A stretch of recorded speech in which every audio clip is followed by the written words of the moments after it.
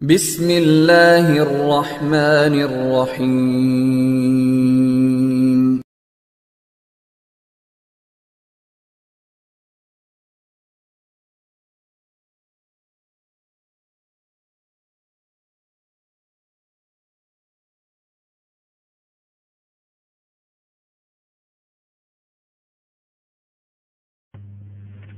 بسم اللہ الرحمن الرحیم، اللہم صلی علی محمد وعلی آل محمد وبارک وسلم۔ عربی گرامر ترتیب دینے والوں نے غور و خوض کے بعد جو نتائج اخذ کیے ان میں سے ایک نتیجہ تو یہ تھا، جس لفظ کے شروع میں الف لام ہے یا آخر میں ڈبل حرکت ہے اس کا تعلق لازماً اسم سے ہوگا۔ دوسرا نتیجہ یہ اخذ کیا، آپ بھی وہ نتیجہ اخذ کر سکتے ہیں ان لفظوں پہ تھوڑا سا غور کر کے کہ جس لفظ کے شروع میں، جس اسم کے شروع میں ال یا کہہ لیجئے الف لام آ رہا ہو، اس کے آخر میں سنگل حرکت آئے گی، ڈبل حرکت نہیں۔ پھر سنیے، جس لفظ کے شروع میں الف لام ہو اس کے آخر میں تنوین استعمال نہیں ہوگی۔ اسی طرح جس لفظ کے آخر میں ڈبل حرکت ہو، تنوین ہو، دو پیش ہوں ایک پیش کی بجائے، اس کے شروع میں ال یا کہہ لیجئے الف لام نہیں آ سکے گا۔ تو کیا نتیجہ انہوں نے نکالا دوسرا؟ کہ الف لام اور تنوین میں سخت عداوت ہے، دشمنی ہے، دونوں ایک ہی لفظ پہ اکٹھے استعمال نہیں ہو سکتے۔ ان کا وہی تعلق ہے جو آگ اور پانی کا ہوتا ہے۔ چنانچہ بتائیے، اگر آپ سے پوچھا جائے کہ الکتاب کہنا درست ہے یا غلط ہے تو کیا جواب دیں گے؟ غلط ہے۔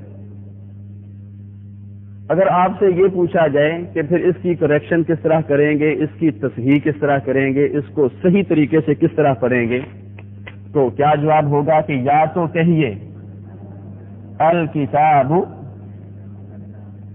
اور یا پھر کتاب۔ جہاں تک اس سوال کا تعلق ہے کہ الکتاب اور کتاب میں فرق کیا ہے، اس سوال کا جواب آپ کو آگے چل کر ملے گا۔ سر دست اس سوال کو اپنے ذہن میں محفوظ رکھیے، یہ اگلی بحث ہے۔ تیسرا نتیجہ، قرآن مجید کے الفاظ پہ غور و خوض کے بعد انہوں نے کیا نکالا کہ وہ الفاظ جن کے شروع میں الف لام ہوتا ہے ال، ان میں سے کچھ لفظوں میں الف لام کا لام پڑھنے میں آتا ہے اور کچھ لفظوں میں الف لام کا لام پڑھنے میں نہیں آتا، بولنے میں نہیں آتا۔ دیکھیے، یہ لفظ آپ کے سامنے لکھا ہوا ہو تو آپ اس کو کیا پڑھیں گے؟ الرحمن یا الرحمن؟ الرحمن۔ تو لام کہاں گیا؟ وہ سائلنٹ ہو گیا، وہ بولنے میں پڑھنے میں نہیں آیا۔ یہاں دیکھ لیجئے، الکتاب میں لام بولنے میں پڑھنے میں آ رہا ہے۔ کبھی آپ نے خود پڑھا ہو یا کسی کو پڑھتے ہوئے سنا ہو بسم اللہ الرحمن الرحیم؟ نہیں، تو کیا پڑھتے ہیں؟ بسم اللہ الرحمن الرحیم۔ لام پڑھنے میں نہیں آ رہا ہوتا ہے۔ پہچان کیا ہے، نشانی کیا ہے کہ کہاں ہم الف لام کا لام پڑھیں گے اور کہاں نہیں پڑھیں گے؟ پہچان بہت آسان ہے۔ الف لام کے بعد ظاہر ہے جب بھی آپ کے سامنے لفظ آئے گا تو زبر، زیر، پیش، شد، مد سب کچھ لگا ہوا ہوگا۔ اگر الف لام کے بعد اس طرح کی علامت، اس طرح کی نشانی جس کو شد کہتے ہیں موجود ہو تو الف لام کا لام پڑھنے میں نہیں آئے گا، اور اگر الف لام کے بعد اس طرح کی علامت، شد کی علامت موجود نہ ہو تو لام پڑھنے میں آئے گا۔ کنٹراسٹ، یہ تعلق ہوگا ان کا آپس میں۔ کیا مطلب؟ الف لام کے بعد شد ہے، لام کی آواز نہیں، الف لام کے بعد شد نہیں، لام کی آواز ہے. دیکھ لیجئے الکتاب میں الف لام کے بعد شد نظر نہیں آ رہی ہے. یہاں لام کی آواز پڑھنے میں آئے گی تو کیا کہیں گے؟ الکتاب. اور اس کو کیا کہیں گے؟ الرحمن. الشمس، اس کو ال نہیں پڑھیں گے، الشمس. لیکن اس کو کیا پڑھیں گے؟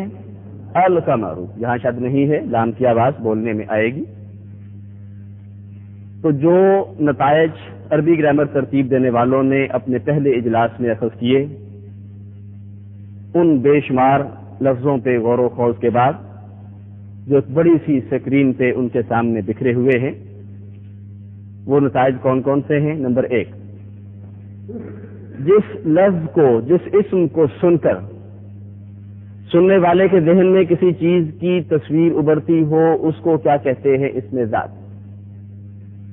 جس کو سن کر کسی چیز کی تصویر، کسی چیز کا نقشہ تو نمودار نہ ہوتا ہو، لیکن یہ پتہ چلتا ہو کہ اس لفظ میں کسی اچھائی کا یا کسی برائی کا ذکر ہے، اس کو کیا کہتے ہیں؟ اسم صفت. نمبر 2، جس لفظ کے شروع میں الف لام ہو یا آخر میں ڈبل حرکت یعنی تنوین ہو، اس لفظ کا تعلق ہم نے کہا تھا آنکھیں بند کر کے کہہ دیجئے کس سے ہوگا؟ فعل سے یا حرف سے نہیں، بلکہ صرف اسم سے.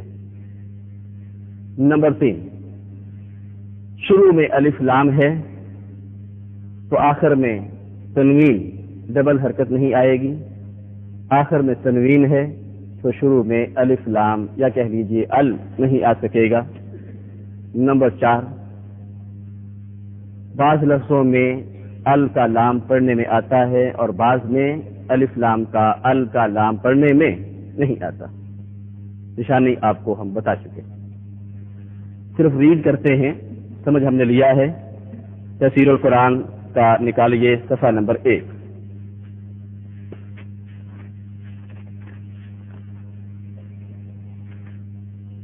الدرس الاول، پہلا سبق کلمہ کی اقسام. لفظ کا معنی پھینکنا ہے.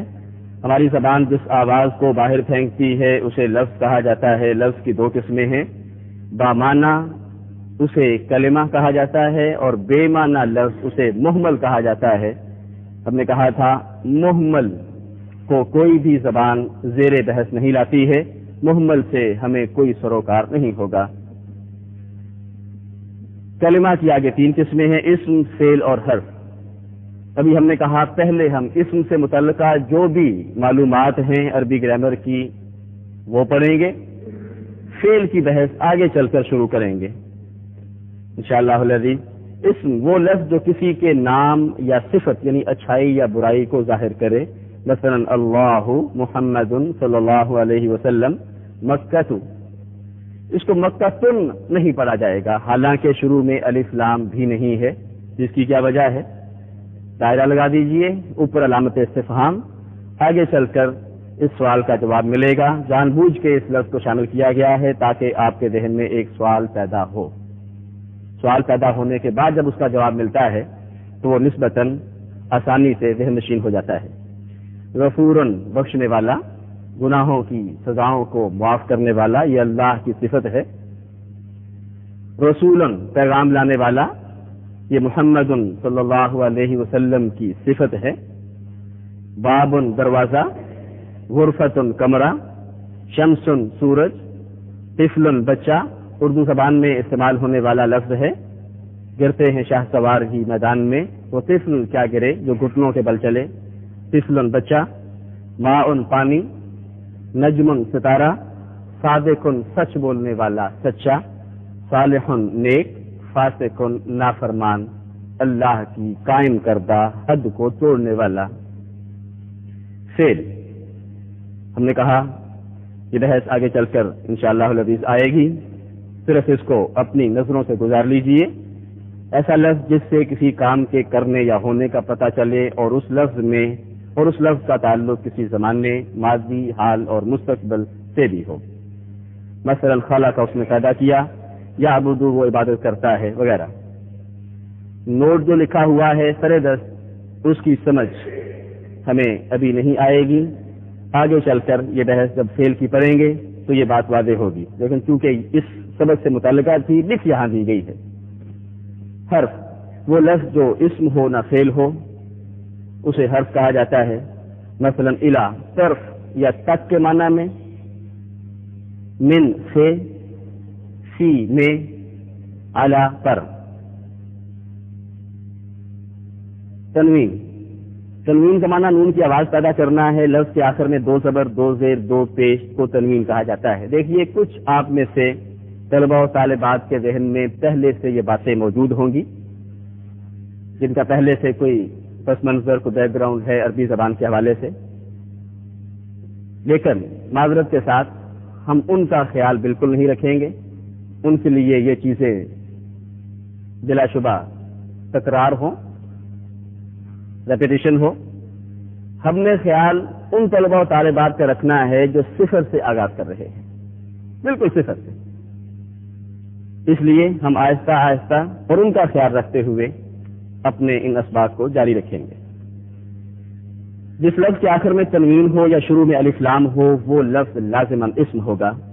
واضح رہے یعنی الف لام اور 2 زبر 2 زیر 2 پیش یعنی تنوین ڈبل حرکت کسی لفظ پر اکٹھے نہیں آ سکتے، یعنی الف لام شروع میں آ جائے تو آخر میں تنوین نہیں آئے گی، اور آخر میں تنوین استعمال ہو تو شروع میں الف لام یا کہہ دیجئے نہیں آئے گا۔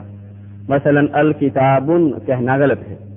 بعض الفاظ میں یعنی الف لام کا لام پڑھنے میں آتا ہے، مثلا القمر، اور بعض الفاظ میں ساکت سائلنٹ رہتا ہے، مثلا الشمس۔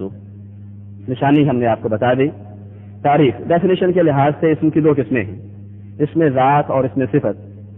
جو لفظ کسی چیز کے نام کو ظاہر کرے، کسی پرسن، کسی ڈھانچے، کسی وجود کے نام کو، اس کو اس میں ذات کہا جاتا ہے، مثلا البیت۔ اور جو کسی کی صفت یعنی اچھائی یا برائی کو ظاہر کرے، اس لفظ کو سن کر کسی کی اچھائی یا برائی کا پتہ چل رہا ہو، اسے اس میں صفت کہا جاتا ہے، مثلا الجدید نیا، القدیم پرانا وغیرہ۔ اس میں ذات کی چند مثالیں، المسجد مسجد، یہاں دیکھیے الف لام ہے تو آخر میں سنگل حرکت، ڈبل نہیں، الف لام نہیں ہے تو آخر میں ڈبل حرکت آ رہی ہے، 2 پیش۔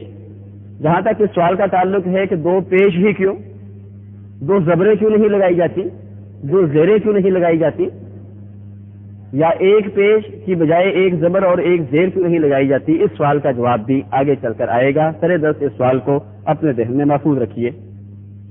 المسجد مسجد، قلم قلم، الجنت باغ، کعبۃ کعبہ، الورق کاغذ، دار گھر۔ بیتن اور دارن 2 لفظ استعمال ہوتے ہیں گھر کے لیے، فرق کیا ہے آگے چل کر جب ہم ہر لفظ کا روٹ پڑھیں گے مادہ پھر اس کی سمجھ آئے گی، ابھی نہیں۔ الطعام کھانا، ذل سایہ، الجسم جسم باڈی، ید ہاتھ، قمیص قمیض، الغار غار، الکرسی کرسی، قدم پاؤں قدم، البنت بیٹی یا لڑکی، دونوں معنوں میں استعمال ہونے والا لفظ ہے۔ ولد لڑکا، العین آنکھ، اذن کان۔ اس میں صفت کی چند مثالیں، المسلم اللہ کا فرما بردار، مؤمن اللہ کی ذات پہ، اس کی صفات پہ اور اس کے احکامات اور نازل کردہ ضابطوں پہ ایمان لانے والا، الکافر اللہ کی ذات کا، اس کی صفات اور اختیارات کا یا اس کے احکامات اور ضابطوں کا انکار کرنے والا۔ یہ برائی کو بیان کرنے والا لفظ ہے جو ہم نے کہا تھا کہ کائنات کی سب سے بڑی برائی ہے فاسقن۔ اس کا لفظی معنی ہوتا ہے حد سے باہر نکل جانے والا۔ اللہ رب العزت نے ہر انسان کو پیدا کیا ہے اور اس کے ارد گرد ایک دائرہ لگا دیا ہے، اس دائرے اس باؤنڈری سے باہر جانے والا، اس حد کو توڑنے والا، اس حد کو پامال کرنے والا کیا کہلاتا ہے قرآن مجید کی اصطلاح میں؟ فاسقن۔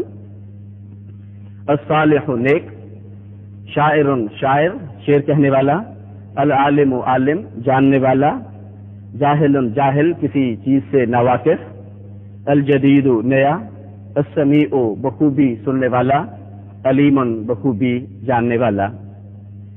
نوٹ الف لام یعنی ال اور تنوین، دو زبر، دو زیر، دو پیش سے متعلقہ کچھ باتیں انشاءاللہ العزیز آگے ذکر کی جائیں گی۔ اگلا سبق آج ہم اس کا تعارف کرائے دیتے ہیں، تفصیل سے پڑھیں گے وہ سبق انشاءاللہ کل۔ پہلے ہم صرف سمجھتے ہیں پھر کتاب سے پڑھیں گے۔ کل بھی ہم نے کہا تھا کہ یوں تصور کیجئے کہ عربی گرامر ترتیب دینے والوں کا اجلاس ہو رہا ہے، ان کے آج کے اجلاس کا ایجنڈا ہے کہ کسی لفظ کے بارے میں، کسی اسم کے متعلق کیسے فیصلہ کیا جائے گا کہ وہ اسم مذکر ہے یا مؤنث۔ مؤنث فیمینن کے معنی میں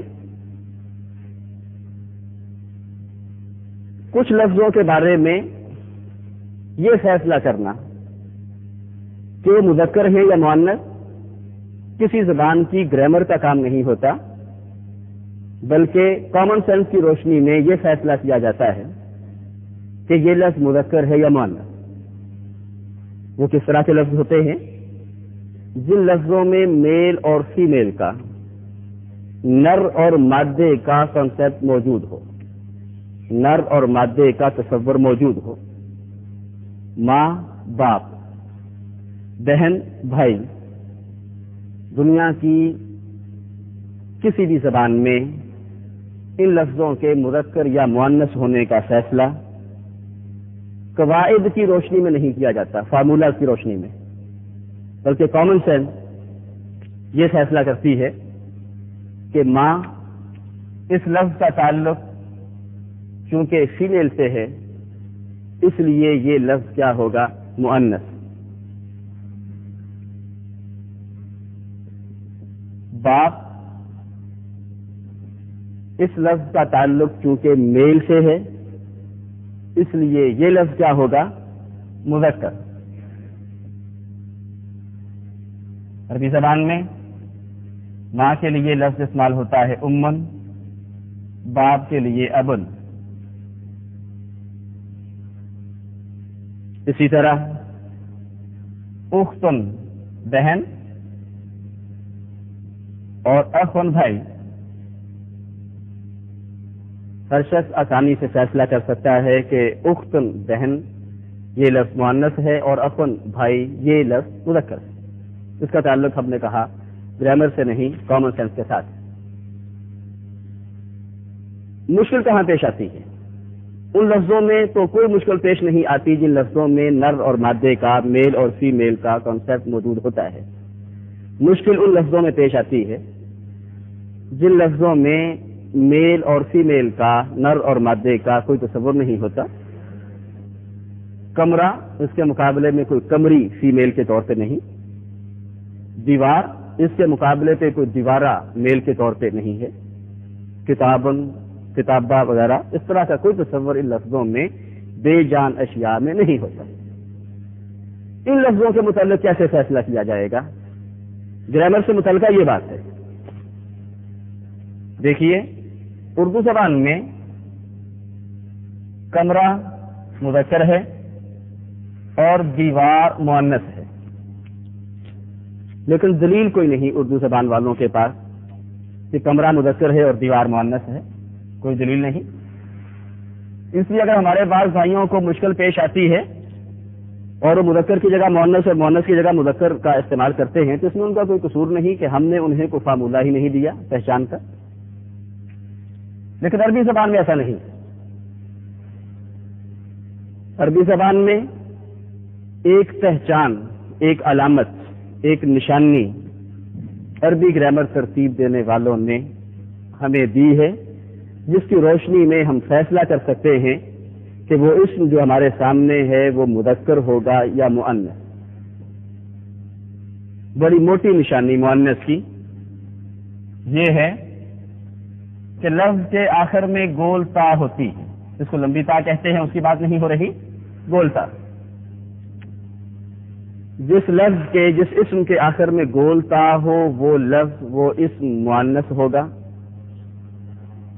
اور جس کے آخر میں گول تا نہ ہو وہ اسم مذکر ہوگا۔ آپ کو اگر یہ بتا دیا گیا ہے کہ جس لفظ کے آخر میں گولتا ہو وہ مؤنث اور جس کے آخر میں گولتا نہ ہو وہ اسم مذکر ہوگا؟ تو بتائیے غرفتن کو مؤنث کہیں گے یا مذکر، اور جدارن کو کیا کہیں گے؟ مذکر۔ اگر آپ کو یہ بتا دیا جائے کہ مذکر کے لیے استعمال ہوتا ہے ھذا اور مؤنث کے لیے استعمال ہوتا ہے ھذہ، تو بتائیے غرفتن کے ساتھ ھذا استعمال ہوگا یا ھذہ؟ ھذہ غرفتن، یہ کمرہ ہے، اور کہنا ہو یہ دیوار ہے تو بتائیے ھذا جدارن کہیں گے یا ھذہ جدارن؟ ھذا جدار، جدارن کے ساتھ کیا آئے گا؟ ھذا، اور غرفتن کے ساتھ ھذہ۔ موٹی نشانی ہمیں دے دی گئی کہ لفظ کے آخر میں گولتا ہے تو مؤنث، نہیں ہے تو مذکر۔ کچھ الفاظ ہم یہاں لکھتے ہیں، کتاب، قلم، غرفۃ، جدار، ساعۃ گھڑی، سیارۃ گاڑی۔ ان الفاظ سے غور و خوض کے بعد آپ چند نتائج خود ہی اخذ کر سکتے ہیں بغیر بتائے۔ کیا کہ ضروری نہیں ہے کہ جو لفظ اردو زبان میں مذکر استعمال ہوتا ہو وہ عربی زبان میں بھی مذکر ہی استعمال ہو۔ ضروری نہیں ہے کہ جو لفظ اردو زبان میں مؤنث سے استعمال ہوتا ہو وہ عربی زبان میں بھی مؤنث ہی استعمال ہو، بلکہ یہ بھی ہو سکتا ہے کہ ایک لفظ اردو زبان میں تو مذکر ہو، عربی میں مؤنث۔ مثال آپ اس کی خود تلاش کیجئے، جو عربی زبان میں، جو اردو زبان میں تو مذکر لیکن عربی زبان میں استعمال ہوتا ہو مؤنث، غرفتن۔ اب دیکھیے کمرہ اردو زبان میں کیا استعمال ہوتا ہے؟ مذکر۔ ہم کیا کہتے ہیں؟ نیا کمرہ، نئی کمرہ تو نہیں کہتے۔ اردو میں کمرہ کا لفظ مذکر ہے، عربی زبان میں اس کے لیے استعمال ہونے والا لفظ غرفتن مؤنث ہے، ھذہ غرفتن کہیں گے۔ مثال تلاش کیجئے خود ہی، جو لفظ اردو زبان میں تو مؤنث ہو، عربی میں مذکر، کتابن، کتابن کے لیے ھذا استعمال کرتے ہیں، ھذا کتابن، لیکن اردو زبان میں نیا کتاب نہیں کہتے، کیا کہتے ہیں؟ نئی کتاب۔ اردو زبان میں یہ لفظ مؤنث ہے، عربی میں مذکر ہے۔ بعض الفاظ اردو زبان میں بھی مذکر استعمال ہوتے ہیں اور عربی زبان میں بھی مذکر استعمال ہوتے ہیں، اسی کو مثال تلاش کیجیے۔ قلمن، قلمن عربی زبان میں مذکر، ھذا قلمن کہیں گے، ھذہ ہی نہیں۔ اور اردو زبان میں بھی نیا قلم، پرانا قلم کہیں گے، نئی یا پرانی نہیں۔ کوئی ایسی مثال تلاش کیجئے جو اردو زبان میں بھی مؤنث ہو اور عربی زبان میں بھی مؤنث ہو۔ ساعتن گھڑی، سیارتن گاڑی، اردو میں بھی مؤنث اور عربی زبان میں بھی مؤنث۔ یہ مذکر اور مؤنث کی پہچان ہے۔ ہم نے کہا بعض لفظوں میں مذکر اور مؤنث کی پہچان کا تعلق گرامر سے نہیں، کامن سینس کے ساتھ ہوتا ہے۔ وہ کون سے الفاظ؟ جن لفظوں میں میل اور فیمیل کا تصور موجود ہو، جن لفظوں میں میل اور فیمیل کا، نر کے مقابلے میں مادہ یا مادے کے مقابلے میں نر کا تصور موجود نہ ہو، جوڑے کا تصور موجود نہ ہو، پیئر کا، ان لفظوں میں مؤنث کی پہچان کیا ہے کہ آخر میں گولتا ہو، اور مذکر کی پہچان کیا ہے کہ آخر میں گولتا نہ ہو۔ اسی پہ ہم اتفاق کرتے ہیں، اس سبق کو لے کر چلیں گے انشاءاللہ العزیز کل۔ وآخر دعوانا الحمدللہ رب العالمین۔